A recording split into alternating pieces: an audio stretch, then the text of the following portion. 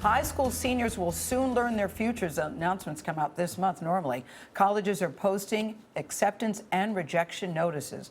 New York Times columnist Frank Bruni offers encouraging news to students who do not get into the likes of Princeton or Stanford. His new book is called, this is a great title, Where You Go Is Not Who You Will Be. It is a great title. It is, and it's so true. Frank Bruni, we welcome you to the table. Thanks for having One me. of the things you point out is it's madness and nonsense, your words, that a yes or no from a certain school determines your value. Yeah, well, we've created this culture right now where we have all of these kids and their parents who feel like their entire life trajectory is going to be set by what happens during a few days in March. And it's not true, and it's a destructive narrative to tell them. And what the book tries to do is explain why you can have success in any number of ways, traveling down any number of paths, and to treat this juncture as more than it is not a good idea. But don't all you have to do is look around and see, what people have done in terms of the traditional definition of achievement. Right. Well, we can look at this table. Yes. So you went to Duke, right? Yes. University of Maryland, Syracuse. Yep. There's no pattern here, right? You're all at this table. You're all at this table because of the energy you put into your careers. You're here because of basic talents. No, what? Look, No? they just put up photos now. Sorry. University of Maryland, yeah. Yes. Yes. Oh, look at the girl on the right. Thank Look at goodness, Gail. My thank goodness, goodness look for at that. Aaron Hey. and wisdom. And you're here because you were so good looking in college. Yeah, all of sure. you, right? But to your this point, is Frank. the thing. But Yeah. Frank, okay, University of Maryland, Syracuse, Duke. I say I went to University of Maryland. People go, oh, that's so lovely. You say you go to Duke, oh, or you go to Harvard or Yale, oh. I mean, I don't think you can deny that when you go to one of those top tier schools, that people look at you differently, they regard you differently, and they make, in most cases, correct assumptions. Doesn't that count for something? It can be an advantage, and those schools, by the way, are really, really great schools. That's true. Right, but we have to keep it in perspective.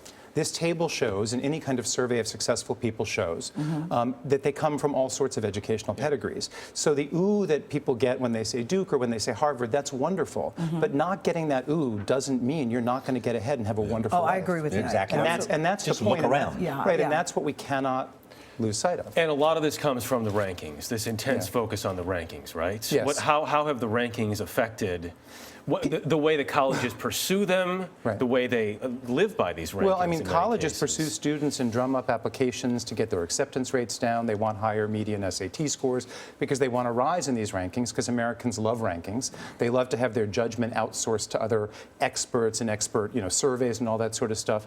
But when there's no best school, there might be a best school for you, but there's no objective best school, and that's why putting too much faith in and attention to rankings is a big mistake. I realize you're saying that you can still do really well if you didn't go to some fabulous school.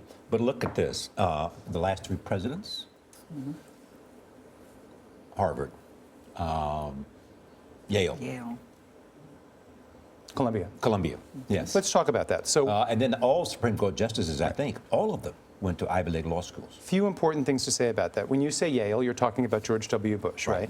Did Yale make him, and wasn't he always bound for Yale because Prescott Bush, his grandfather, went there? And You say legacy matters. Right. Well, my point is to sure. attribute Bush's time in the White House to anything he got at Yale is to ignore that Yale was more a reflection of his bloodlines than it was of anything else. That Yale did for him. Right. You mentioned the Supreme Court. We can look at other sample sets and get a much different picture. The Senate, very few people in the Senate went to Ivy League schools. We love to talk about the Ivy League when we see that pattern. Joe Biden, University of Delaware. Chris Christie, University of Delaware. In the 2008 campaign, David Plouffe on the Obama side, University of Delaware. Steve Schmidt on the McCain side, University of Delaware. And your point about that So is? why aren't we talking about this maker of political kings, University of Delaware? Because we prefer the other narrative, which is not an accurate one.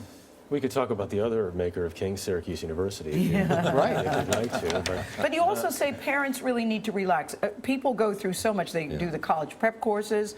The things that people say to admissions counselors just to get into school is amazing to me. Well, I mean, people get so focused on it. I talked to this one admissions counselor who said that he got a panicked call from a couple of parents who were planning a lavish vacation in the summer for their kid, and then they heard, oh no, the colleges want to see that he's done community service. So they said, we think we need to have him build roads somewhere. Should we have him build roads? Cancel vacation. Right, and the counselor reminded them they were in Europe and there weren't a lot of roads that needed building in Europe. Yeah. But there's a game to get admitted to. In addition to academic achievement and other things, because the competition is so tough, there are things you can do.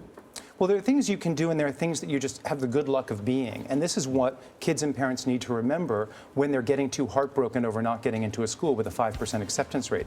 If you're a star athlete, if you're a legacy, all these things give you a leg up and mean the remaining spots are very, very few. I hear the music, but we got to go. But this was the best part of the book to me, one of the best. A parent wrote to his child, the mom and dad, there's not a single college in this country that would not be lucky to have you. You're capable of succeeding at any of them. We love you as deep as the ocean, as high as the sky, all the way around the world and back again to wherever you are headed. Mom and Dad Craig and Diana Levin. And they sent that before the rejection notices came in. That's right. And I wish more parents would do that. It is a very revealing So read. touching. Highly encouraged. Frank It's Bruni, very thank you touching. very Thank you, much. Frank.